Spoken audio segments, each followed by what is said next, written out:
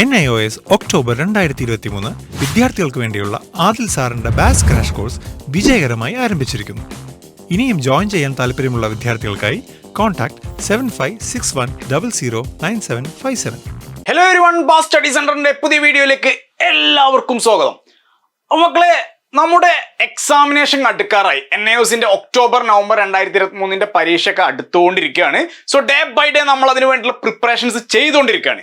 അപ്പൊ എത്ര ചെയ്താലും നമുക്ക് സാറ്റിസ്ഫാക്ഷൻ കിട്ടുന്നില്ല. നമ്മൾ ഏറ്റവും കൂടുതൽ മാർക്കിൽ വിജയിക്കണം എന്ന് ആഗ്രഹിക്കുന്നവരാണ് എല്ലാവരും, അല്ലെ? സോ അതിനു വേണ്ടിയിട്ടാണ് നമ്മൾ നമ്മുടെ ഇൻസ്റ്റിറ്റ്യൂട്ടിൽ ക്രാഷ് കോഴ്സ് സ്റ്റാർട്ട് ചെയ്തിട്ടുള്ളത്. ക്രാഷ് കോഴ്സിൽ ഒരുപാട് കുട്ടികൾ പഠിക്കുന്നുണ്ട്. ഇപ്പൊ നിങ്ങൾ ക്രാഷിൽ പഠിക്കുന്നുണ്ടാവുക എല്ലാ ചാപ്റ്റേഴ്സിന്റെയും ഒരു റിവിഷൻ പോലെ ആയിരിക്കും, അല്ലെ? നമ്മൾ പറഞ്ഞിരുന്നു ആദ്യത്തെ 15 ദിവസം നമ്മൾ കൊടുക്കുന്നത് ജസ്റ്റ് ഒരു കണ്ടന്റ്. നിങ്ങൾക്ക് എന്താണ് ചാപ്റ്ററിനെ കുറിച്ചിട്ട് അടിസ്ഥാനപരമായിട്ട് അറിഞ്ഞാൽ മാത്രമേ അതിന്റെ ക്രാഷ് അല്ലെങ്കിൽ അതിന്റെ Q&A നിങ്ങൾക്ക് ഉപകാരപ്പെടുള്ളൂ. അപ്പൊ ഞാൻ ഫോക്കസ് ചെയ്യണത് എപ്പോഴും Q&A, question and answers, repeated question and answers, public exam repeated question and answers. അപ്പൊ എന്താ, വെറും ക്വസ്റ്റ്യൻ ആൻഡ് ആൻസേഴ്സ് അല്ല, റിപ്പീറ്റഡ് ക്വസ്റ്റ്യൻ ആൻഡ് ആൻസേഴ്സ് മാത്രമല്ല, public exam repeated questions and answers. കഴിഞ്ഞ 5 വർഷങ്ങളായിട്ട് NIOS എക്സാമിന് ചോദിച്ചു വരുന്ന ഒരേ പാറ്റേൺ, അതേപോലുള്ള ചോദ്യങ്ങൾ അത് കൊടുക്കുമ്പോൾ, കഴിഞ്ഞ പ്രാവശ്യം അത് കൊടുത്ത സമയത്ത് ആർക്കും കുഴപ്പമൊന്നുമില്ല. ഇനി കാരണം എന്താ, അയാൾ എന്തൊക്കെയോ പറയുന്നുണ്ട്, അത് വരൂല്ല, വെറുതെ പറയായിരിക്കും. പക്ഷെ പരീക്ഷയ്ക്ക് എല്ലാ ചോദ്യങ്ങളും വന്നു, ഞാൻ പഠിപ്പിച്ച ക്വസ്റ്റ്യൻസ് വന്നു, കുട്ടികൾക്ക് 80-90 മാർക്ക് ഉണ്ട്. അപ്പൊ ഇതിപ്പം നടക്കൂല കേട്ടോ, ഇയാള് ശരിയല്ല, ഇയാൾ ഇത് കറക്റ്റ് പറഞ്ഞു കൊടുക്കുകയാണ്, ഇയാൾ പറയണൊക്കെ വരികയാണ് പറഞ്ഞപ്പോ അങ്ങനെയൊക്കെ ആയി. പക്ഷെ കുഴപ്പമില്ല, എന്നിരുന്നിട്ട് നമ്മൾ നിർത്തുവോ? ഇല്ല, ഈ ബാച്ചിൽ നമ്മൾ പറഞ്ഞു കൊടുക്കും, ഈ ഒക്ടോബർ ബാച്ചിൽ നമ്മൾ പറഞ്ഞു കൊടുക്കും. എല്ലാവരെയും വിജയിപ്പിക്കാൻ വേണ്ടിയിട്ട് മാക്സിമം നമ്മൾ പരിശ്രമിക്കും. ഓക്കെ, അപ്പൊ പിന്നെ എന്താ പറയാൻ പറ്റുക? ഇനിയിപ്പോ അയാളുടെ സംസാരം ഭയങ്കര സൗണ്ടാണ്, അയാള് സ്ലോ ആണ്, അയാൾ ഫാസ്റ്റ് ആണ്, അങ്ങനെയൊക്കെ പറയുന്നത് എനിക്ക് ഭയങ്കര ഇഷ്ടമാണ്. So I am happily welcome all my opposers. At the same time, I am very glad to teach you all my students. എന്റെ എല്ലാ വിദ്യാർത്ഥികൾക്കും എന്റെ എല്ലാ വിമർശകർക്കും very very very very warm welcome to my new session English. അപ്പോ ഇംഗ്ലീഷ് എന്ന് പറഞ്ഞു, സാറിന്റെ ഇംഗ്ലീഷ് കണ്ടിട്ടാണ് നമ്മൾ ക്രാഷിൽ വന്ന് ജോയിൻ ചെയ്തത്. സാർ എന്താ ക്രാഷിൽ ഇപ്പൊ വെറും ചാപ്റ്റേഴ്സ് മാത്രമാണല്ലോ പഠിപ്പിച്ചു പോണത്? ചാപ്റ്റേഴ്സ് പഠിക്കും, നിങ്ങൾ വെയിറ്റ് ചെയ്യും, അതൊക്കെ ജസ്റ്റ് തുടക്കം മാത്രമാണ്. ഞാൻ പറഞ്ഞല്ലോ, നമ്മുടെ ഇംഗ്ലീഷിന്റെ 30 മാർക്ക് മാത്രം, അതായത് ഒരു 30% മാത്രമേ നിങ്ങൾക്ക് ചാപ്റ്ററിൽ നിന്ന് വരുന്നുള്ളൂ. 10-25 പാഠം പഠിച്ചാലേ ആ 30 മാർക്ക് കിട്ടുന്നുള്ളൂ, 30% കിട്ടുള്ളൂ. ബാക്കി 70% നമുക്ക് വരുന്നത് എവിടുന്നാ? നമുക്ക് വരുന്നത് റീഡിങ്ങും റൈറ്റിങ്ങും ഗ്രാമറൊക്കെയാണ്. അപ്പൊ ആ ഒരു സെഷൻ ഞാൻ Q&Aയിൽ നിങ്ങൾക്ക് ഇൻക്ലൂഡ് ചെയ്യും. സോ അത് ക്രാഷിലുള്ള കുട്ടികൾക്കും ലഭിക്കും. അതുപോലെ തന്നെ നമ്മുടെ റിവിഷൻ ക്ലാസ് അറ്റൻഡ് ചെയ്യുന്ന നമ്മുടെ ഇൻസ്റ്റിറ്റ്യൂട്ടിലെ എല്ലാ കുട്ടികൾക്കും ആ കണ്ടന്റുകൾ പ്രൊവൈഡ് ചെയ്യും. അപ്പൊ ആ 70 മാർക്കാണ് നമ്മൾ ഫോക്കസ് ചെയ്യേണ്ടത്. 70 മാർക്കിന് വളരെ മധുരമേറിയ 70 മാർക്സ് ആണ്. അതെങ്ങനെയെന്ന് വെച്ചാൽ അതിനായിട്ട് പ്രത്യേകിച്ച് ഒന്നും പഠിച്ചിട്ട് കാര്യമില്ല. നമ്മൾ അറിഞ്ഞിരിക്കുക, നമുക്കിപ്പോ കാർ ഓടിക്കാൻ അറിയാന്നുള്ളതുകൊണ്ട് നമുക്ക് ബെൻസും BMW ഓടി റോൾസ് റോയ്സും, ഇനിയല്ല വേണമെങ്കിൽ വിമാനം വരെ ഒരു കൈ നോക്കാന്നുള്ള രീതിയിലാണ് നമ്മൾ വാഹനം ഡ്രൈവ് ചെയ്ത് ഒരു കോൺഫിഡൻസ്, അല്ലെ? ആ ലെവലിലാണ് നമ്മൾ നിൽക്കുന്നത്. അതേപോലെ തന്നെ ഈ ഒരു 70 മാർക്ക് നമുക്ക് കിട്ടണമെന്നുണ്ടെങ്കിൽ ഇതിന്റെ ബേസിക് സ്റ്റെപ്സ് മാത്രം നമ്മൾ അറിഞ്ഞിരുന്ന ഏത് ക്വസ്റ്റ്യൻസ് വന്നാലും നമുക്ക് എഴുതാം. അതിനായിട്ട് നമ്മളൊന്നും പഠിച്ചു പോകേണ്ട ആവശ്യമില്ല. പരീക്ഷകളും നമുക്ക് എഴുതാവുന്നതേ ഉള്ളൂ. ഞാൻ മുമ്പ് റീഡിങ്ങിന്റെ ഒരു പാരഗ്രാഫിനെ കുറിച്ച് നിങ്ങൾക്ക് പറഞ്ഞിരുന്നു. ആ പാരഗ്രാഫ് എങ്ങനെ പാരഗ്രാഫ് വന്നാലും അതിന് ആൻസേഴ്സ് ആ പാരഗ്രാഫിൽ തന്നെ ഉത്തരങ്ങളുണ്ട്. സോ ഒന്നും പഠിക്കേണ്ട, ആ പാരഗ്രാഫിൽ നിന്ന് ഉത്തരം എവിടെയെന്നുള്ളത് നോക്കി ഇങ്ങോട്ട് കോപ്പി പേസ്റ്റ് ചെയ്താൽ മതി എന്ന് പറഞ്ഞു. അത് കണ്ടിട്ട് ഒരുപാട് കുട്ടികൾ അത് യൂസ്ഫുൾ ആയി. കാരണം എന്താ, ഏറ്റവും സിമ്പിൾ ആയിട്ടാണ് പറഞ്ഞു കൊടുത്തിട്ടില്ല. അപ്പൊ ആ ഒരു ഇപ്പോഴും നിങ്ങൾക്ക് വരുന്നുണ്ട്. നിങ്ങളുടെ 70 മാർക്കിൽ ആ ഒരു ക്വസ്റ്റ്യൻ റീഡിങ്, ഒരു 3-4 പാരഗ്രാഫ് റീഡിംഗ് ഉണ്ടാവും. അതിന്റെ മാർക്ക് ഒരു 25 മാർക്ക് അങ്ങനെ നേടാം. എന്താ 70-ൽ 25 കിട്ടി. അപ്പൊ ബാക്കിയുള്ള മാർക്ക്, ബാക്കി ഇപ്പൊ ഒരു 45-50 മാർക്കുകളാണ് നമുക്ക് ഇനി വരാൻ പോണത്. അപ്പൊ അതൊക്കെ നമുക്ക് എവിടുന്നൊക്കെ വരിക? റൈറ്റിംഗ് സെഷൻ ആയിരിക്കാം. റൈറ്റിംഗ് എഴുതുക. അപ്പൊ എഴുതാനാവുമ്പോ എന്തൊക്കെ ഉണ്ടാവും? എസ് ഉണ്ടാവും, അല്ലെ? എസ് എഴുതാൻ പറയും, എയർ പൊല്യൂഷനെ കുറിച്ച് എഴുതാൻ പറയും, അതല്ലെങ്കിൽ കൊറോണനെ കുറിച്ച്, COVID-19 കുറിച്ച് എഴുതാൻ പറയും. അങ്ങനെ പല കാര്യങ്ങളും നമുക്കൊരു ക്വസ്റ്റ്യൻ ആയിട്ട് നമുക്ക് എഴുതാം. അല്ലെങ്കിൽ നമ്മുടെ ലിറ്ററേച്ചർ തന്നെ ഏതെങ്കിലും പാഠങ്ങൾ അടിസ്ഥാനമാക്കിയിട്ട് എസ് എഴുതാനൊക്കെ പറയാറുണ്ട്. സോ അതല്ലാതെ പിന്നെ ഇമ്പോർട്ടന്റ് ഏതാ വെച്ചാൽ ലെറ്റർ ആണ്. ലെറ്റർ, കത്ത് എഴുതുക. നമ്മളൊക്കെ ചെറിയ കുട്ടികളാകുമ്പോ കുറെ കത്ത് എഴുതിയതാ, പക്ഷെ ലവ് ലെറ്റർ ആണെന്നുള്ളൂ, അല്ലെ? അടിയും കിട്ടിയിട്ടുണ്ടാവും, അല്ലെ? ആ കത്തല്ല, ഈ കത്ത് നമുക്ക് മാറ്റമുണ്ട്. സോ ഫോർമൽ ലെറ്ററും ഇൻഫോർമൽ ലെറ്ററും, അതായത് ഔദ്യോഗികമായിട്ടുള്ള കത്തും അനൗദ്യോഗികമായിട്ടുള്ള കത്തും. കത്ത് എന്ന് പറയുമ്പോ വല്ലാതെ കത്തേണ്ട ആവശ്യമില്ല. എന്നോട് പറഞ്ഞ വല്ലാതെ കത്തൊന്നും വേണ്ട സാറേ.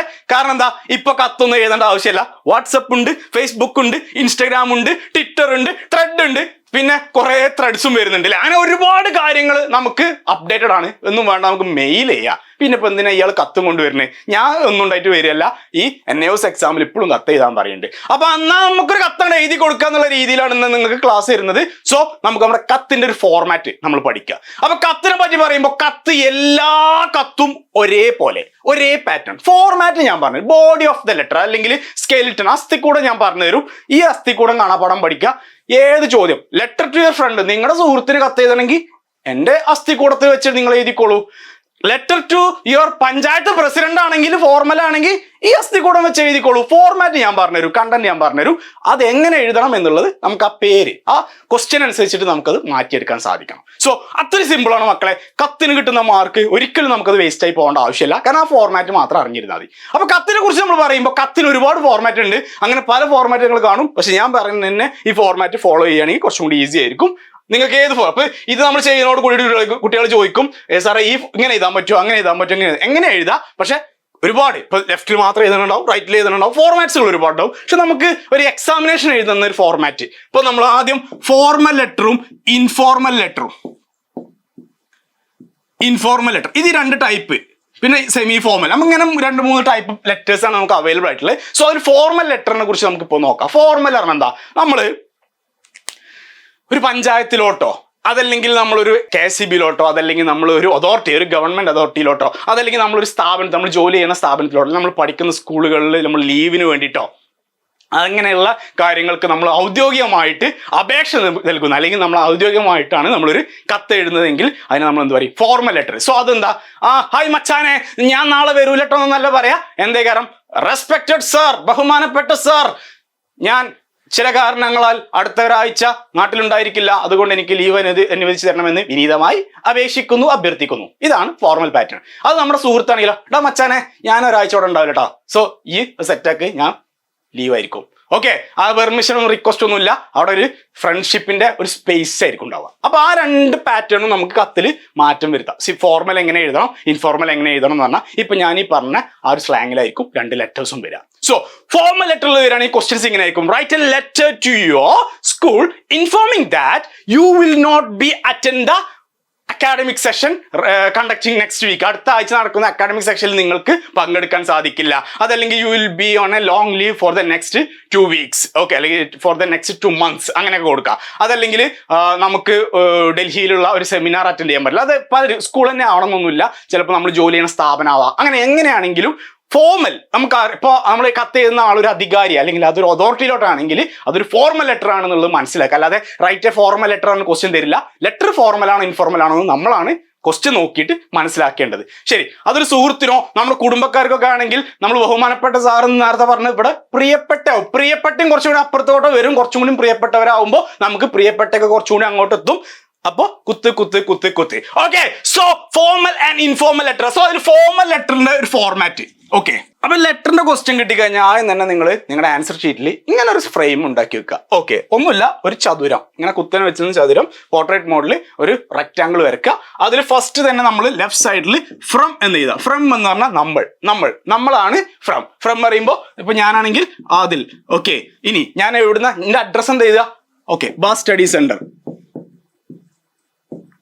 കൊച്ചി, പിൻകോഡ്, ഇതായിരിക്കും ഫ്രം അഡ്രസ്. ഇനി ഞാൻ ആർക്കാ കത്ത് എഴുതുന്നത്?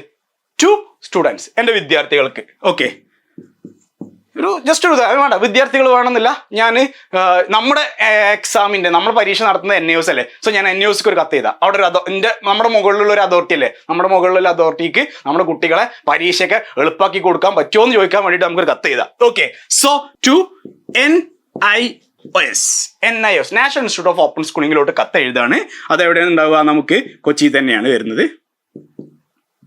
കൊച്ചി പനമ്പള്ളി നഗറാണ് നമ്മുടെ റീജിയണൽ സെന്റർ വരുന്നത്. സോ നമുക്ക് NIOSന്റെ റീജിയണൽ സെന്ററിലേക്കാണ് നമ്മൾ കത്ത് എഴുതുന്നത്. സോ ഫ്രമും ടു എഴുതിയപ്പോൾ എനിക്കങ്ങനെ നിങ്ങളോട് പറയണ പോലെ വെറുതെ എന്തെങ്കിലുമൊക്കെ പറയാൻ വേണ്ടിയിട്ട് NIOSക്ക് പറയാൻ പറ്റുമോ? അതൊരു ഗവൺമെന്റ് ഓഫീസാണ്, നമ്മുടെ എക്സാം നടത്തുന്ന ബോർഡാണ്. അപ്പൊ ഒരു കാരണം വേണം. കാരണങ്ങൾ ഇതാ നമ്മുടെ കുട്ടികളോട് ഉണ്ടാകുമ്പോൾ കാരണങ്ങൾക്കാണ് കുറവ്. കാരണങ്ങൾ അങ്ങനെ വരിയായി വരുമ്പോൾ നമുക്ക് അവിടെ ഒരു സബ്ജക്റ്റ് കൊടുക്കാം. എന്റെ കാരണം, ഞാൻ എന്തിനു വേണ്ടിയിട്ട് കത്ത് ചെയ്യുന്നത്? TM-ന്റെ മാർക്ക് വന്നിട്ടില്ല. ഒരു കാരണം. 2, പ്രാക്ടിക്കൽ പരീക്ഷയ്ക്ക് എന്റെ സെന്റർക്ക് വിളിച്ചിട്ട് അവർ ഫോൺ എടുക്കുന്നില്ല, അവർ നടത്തുന്നില്ല എന്ന് പറഞ്ഞു. കാരണം നമ്പർ 2. അടുത്ത പ്രശ്നം എന്താ? എനിക്ക് പരീക്ഷന്റെ ഹാൾ ടിക്കറ്റ് കിട്ടിയതിൽ അതുണ്ട് ഇതുണ്ട് അങ്ങനത്തെ നമ്മുടെ പ്രശ്നങ്ങളും ബുദ്ധിമുട്ടുകളൊക്കെ നമ്മൾ മെയിലാക്കിയിട്ടാണ് ഇപ്പൊ ചെയ്യാറുള്ളത്. പക്ഷെ മുമ്പൊക്കെ ആണെന്ന് നമ്മൾ കത്തെഴുതും. ഓക്കെ, സോ ഇപ്പോഴും കത്ത് എഴുതിപ്പിക്കുന്നൊക്കെ സ്ക്രൈബ് ഒക്കെ ഇപ്പൊ നമ്മൾ ഒരുപാട് കുട്ടികൾക്ക് സ്ക്രൈബ് ചെയ്ത് കൊടുക്കുന്നുണ്ട്. അതായത് പരീക്ഷ പോയി എഴുതാൻ ബുദ്ധിമുട്ടുള്ള ആളുകൾക്ക് വേറെ ആളുകൾ വെച്ചിട്ട് എക്സാം എഴുതുന്ന സ്ക്രൈബ്. പ്രത്യേകം ശ്രദ്ധിക്കുക, സ്ക്രൈബ് എന്ന് പറയുമ്പോൾ ഗവൺമെന്റ് അലോട്ട് ചെയ്ത് വയ്യായികളുള്ള ഒരു കുട്ടിക്ക് ഒരു സ്ക്രൈബ് ആയിട്ടുള്ളതാണ്, അല്ലാതെ ആർക്കും പോയിട്ട് വേറെ ആൾ ചെയ്താന്നല്ല.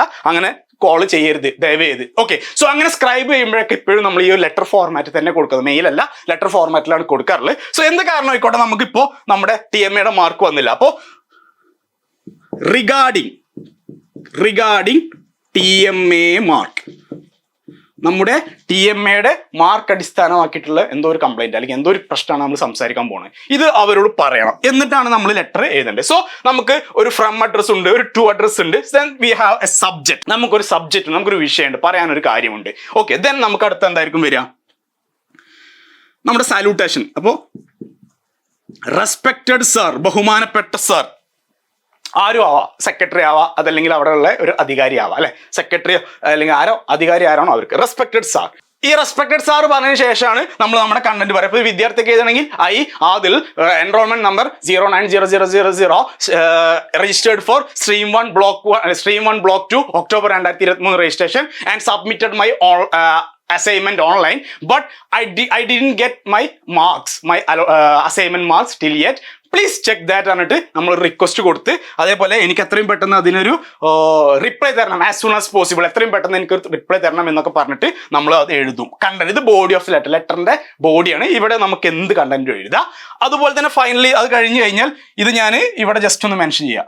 ഇതിന്റെ ബാക്കി ഇവിടെയാണ് കേട്ടോ. ഇതിന്റെ ബാക്കി ഇത്ര എഴുതി കഴിഞ്ഞാൽ പിന്നെ നമ്മൾ എന്ത് ചെയ്യും? അതിന്റെ താഴെ യുവേഴ്സ് ഫെയ്ത്ത്ഫുള്ളി അല്ലെങ്കിൽ യുവേഴ്സ് സിൻസിയർലി. അപ്പോ എന്ന് വിശ്വസ്തയോടെ ഒപ്പ് എന്നൊക്കെ പറയില്ല നമ്മൾ, അല്ലെങ്കിൽ എന്റെ പ്രശ്നം ബഹുമാനപ്പെട്ട സാർ എന്ന് വിശ്വസ്തയോടെ എന്ന് പറയില്ല. അതേപോലെ തന്നെയാണ് നമ്മൾ യുവേഴ്സ് ഫെയ്ത്ത്ഫുള്ളി സിൻസിയർലി എന്നൊക്കെ, യുവേഴ്സ് സിൻസിയർലി എന്നൊക്കെ. ഇതിൽ ഒന്ന് എഴുതി, അത് രണ്ടും എഴുതേണ്ട ആവശ്യമില്ല, ഫെയ്ത്ത്ഫുള്ളി യൂസ് ചെയ്തോളൂ. ഓക്കെ, യുവേഴ്സ് ഫെയ്ത്ത്ഫുള്ളി എന്ന് പറഞ്ഞതിന് ശേഷം നിങ്ങൾ എന്ത് ചെയ്യുക? നിങ്ങളുടെ പേരും സൈനും. അതേപോലെ നിങ്ങൾക്ക് ആ അപ്പുറത്തുള്ള സൈഡിൽ, നിങ്ങളുടെ റൈറ്റ് സൈഡിൽ വേണമെങ്കിൽ നിങ്ങൾക്ക് ഇന്നത്തെ ഡേറ്റ് എത്ര? 16/9/23, പ്ലേസ് കൊച്ചി. അപ്പൊ ഇതാണ് നമുക്ക് ലെറ്ററിന്റെ ഫോർമാറ്റ്. ഏത് ലെറ്റർ വരികയാണെങ്കിലും മക്കളെ ഫ്രം എന്നുള്ള ഒരു ഫോർമാറ്റിൽ നിങ്ങൾക്ക് തന്നിപ്പോ ഇങ്ങനെ ഒരു ക്വസ്റ്റ്യൻ വരിക, you are Adil and you are asked to a letter to the NIOS regarding the TMA mark submission, TMA mark related issue. ഇങ്ങനെ ഒരു ക്വസ്റ്റ്യൻ വന്നു കഴിഞ്ഞാൽ നിങ്ങളാണ് ആദിൽ, ആദിൽ നിങ്ങളാണ്. So you are Adil. Okay, then you are writing a letter to the NIOS department. So to ആരാ? നിങ്ങൾ എഴുതാൻ പോകുന്ന ആർക്കാ? ഈ NIOS ഡിപ്പാർട്ട്മെന്റാ. എന്തിനു വേണ്ടിയിട്ടാണ് നിങ്ങളോട് കത്ത് എഴുതാൻ പറഞ്ഞത്? റിഗാർഡിംഗ് ദ TMA മാർക്ക്, TMAയുടെ മാർക്ക് സംബന്ധമായിട്ടുള്ളൊരു പ്രശ്നത്തിന് വേണ്ടിയിട്ട്. സോ ഇത്രയും കാര്യങ്ങൾ ക്വസ്റ്റ്യൻസ് മാറും. ഇനി you are Rohit Sharma and you are asked a letter to write the BCCI. നിങ്ങൾ രോഹിത് ശർമ്മയാണ്, അത് വേണ്ട. you are Rohit, you are asked to write a letter to your employer XYZ Chemicals Private Limited regarding your long leave application.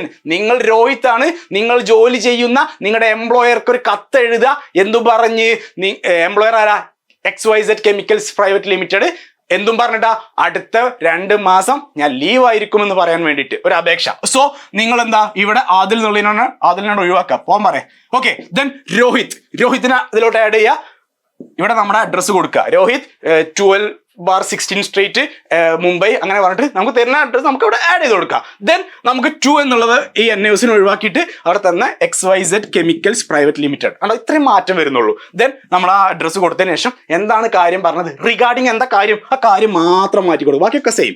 സ്ട്രക്ചറുകൾ ഉണ്ടാക്കേണ്ട structure തന്നെ, അതിലോട്ട് ആവശ്യമുള്ള പുട്ട് തേങ്ങ ഐറ്റംസുകളൊക്കെ add ചെയ്ത് കൊടുക്കുക മാത്രം ചെയ്താൽ മതി. പുട്ടും കുറ്റി തന്നെ പുട്ട് ഇടാൻ പറ്റുള്ളൂ, പക്ഷെ പുട്ട് ഐസ്ക്രീം ഒക്കെ വരുന്നില്ലേ? സോ നമ്മൾ അതിനുള്ള കണ്ടന്റ് കുറ്റി മാറ്റിയല്ല, അതിനുള്ള കണ്ടന്റേ മാറ്റുന്നുള്ളൂ. സോ ആ ഒരു കണ്ടന്റ് മാത്രം ചോദ്യങ്ങൾക്കനുസരിച്ച് മാറ്റി കൊടുക്കുക. റിഗാർഡിംഗ് ജോബ് ലീവ് ആപ്ലിക്കേഷൻ അല്ലെങ്കിൽ റിഗാർഡിംഗ് ലീവ് ആപ്ലിക്കേഷൻ എന്ന് മാറ്റുക. Respected sir then blah blah blah blah. ഇവിടെ നിങ്ങൾക്ക് എന്തുവാണെങ്കിലും എഴുതാം. എനിക്ക് ലീവ് വേണം, ലീവ് തരൂ ഇങ്ങനെയുള്ള കാര്യങ്ങൾ ചോദിക്കുക. Then I look forward to hearing from you soon, അല്ലെങ്കിൽ I look forward a reply from you as soon as possible. അതെന്തിനാ അങ്ങനെ പറയുന്നത്? താങ്കളുടെ ഞാൻ ഈ എഴുതിയ ലെറ്റർ വായിച്ചിട്ട് താങ്കൾ എനിക്കൊരു മറുപടി തരുമെന്ന് ഞാൻ പ്രതീക്ഷിക്കുന്നു എത്രയും പെട്ടെന്ന്. അപ്പൊ അതും കൂടി ആഡ് ചെയ്തോളൂ. I look forward hearing from you as soon as possible. Okay, then നമ്മൾ എന്ത് ചെയ്യും? നമ്മുടെ വൈൻഡപ്പ് എങ്ങനെ കൊടുക്കുക? Yours faithfully Rohit. ദെൻ നമ്മൾ പ്ലേസും ഡേറ്റും. ഇതാണ് ഒരു ലെറ്ററിന്റെ ഫോർമാറ്റ്. ഇതാണ് ഫോർമൽ ലെറ്റർ. ഇതേപോലെ നമുക്ക് ഇൻഫോർമൽ ലെറ്റർ ഉണ്ട്. അപ്പൊ മക്കളെ, നമ്മുടെ ക്രാഷ് കോഴ്സിൽ നമ്മുടെ ഇൻസ്റ്റിറ്റ്യൂട്ടിന്റെ റിവിഷൻ ക്ലാസ്സുകളിലൊക്കെ ഞാൻ ഈ പരീക്ഷയ്ക്ക് വരുന്ന ക്വസ്റ്റ്യൻസിന്റെ ഫോർമാറ്റ്, ഏത് ക്വസ്റ്റ്യൻസ് വരാന്ന് വരെ നമുക്ക് ഷോർട്ട് ലിസ്റ്റ് ചെയ്ത് കിട്ടും. കാരണം നമ്മൾ ആ പ്രീവിയസ് ക്വസ്റ്റ്യൻസ് വെച്ചിട്ടാണ് കുട്ടികളെ പരിശീലിപ്പിക്കുന്നത്. സോ ആ ക്വസ്റ്റ്യൻസ് തന്നെ ആകുമ്പോൾ നമുക്ക് കണ്ടന്റും കൂടി കുറച്ചുകൂടി ഈസി ആയിരിക്കും. മാത്രമല്ല, ഈ ഒരു ഫോർമാറ്റിൽ ഒരു ലെറ്റർ മാത്രമല്ല, നമുക്ക് വരുന്ന 70 മാർക്കിന്റെ എല്ലാ സെക്ഷനുകളും നമ്മുടെ Q&A സെഷനിലായിരിക്കും. ഇനി നമുക്ക് സ്റ്റാർട്ട് ചെയ്യാൻ പോകുന്ന Q&A സെഷൻ. അപ്പോൾ ഇനി ക്രാഷ് കോഴ്സ് ജോയിൻ ചെയ്യാത്ത കുട്ടികൾ, ആർക്കെങ്കിലും ക്രാഷ് കോഴ്സിൽ ജോയിൻ ചെയ്യാൻ ആഗ്രഹം ഉണ്ടെങ്കിൽ മക്കളെ, സമയം കഴിഞ്ഞിട്ടൊന്നുമില്ല. You can join now. താഴെ കാണുന്ന നമ്പറിലോട്ട് ഇപ്പൊ തന്നെ വിളിച്ചിട്ട് നിങ്ങൾക്ക് അഡ്മിഷൻ എടുക്കാം. അത് മാത്രമല്ല, നമ്മുടെ ഇൻസ്റ്റിറ്റ്യൂട്ടിൽ പഠിക്കുന്ന റിവിഷൻ അറ്റൻഡ് ചെയ്യുന്ന കുട്ടികൾക്കും നമ്മുടെ ക്ലാസ്സിൽ ഇപ്പൊ നിലവിൽ പഠിച്ചുകൊണ്ടിരിക്കുന്ന കുട്ടികൾക്കൊക്കെ എല്ലാ കണ്ടന്റുകളും ക്ലാസ്സുകൾ നിങ്ങൾക്ക് അതിന് വേണ്ട പരിശീലനങ്ങൾ നൽകും. സോ ഇംഗ്ലീഷിലൊക്കെ ഇപ്പം നമുക്ക് നടക്കുന്നത് വെറും ചാപ്റ്റർ വൈസ് ക്ലാസ്സുകളാണ്. സോ അത് മാറ്റി വെച്ചാൽ നമുക്ക് അതിന്റെ 70 മാർക്കിലോട്ട് ഫോക്കസ് ചെയ്യാൻ ഈ Q&A ആണ്. Q&A എന്ന് പറഞ്ഞാൽ പരീക്ഷയ്ക്ക് വരുന്ന ക്വസ്റ്റ്യൻസ് മാത്രമാണ്. സോ ആ ക്വസ്റ്റ്യൻസ് മാത്രം മതി മക്കളെ പ്രിപ്പയർ ചെയ്യുക. ഓക്കെ, ഇനി ഇത് ഇംഗ്ലീഷ് മാത്രമല്ല, എല്ലാ സബ്ജക്റ്റിന്റെയും ഞാൻ ഫോക്കസ് ചെയ്യുന്ന പോയിന്റ് വരുന്നത് ക്വസ്റ്റ്യൻ പേപ്പർ ആണ്. 5 years question paper, previous year question paper, NIOS previous year repeated question paper ആണ്.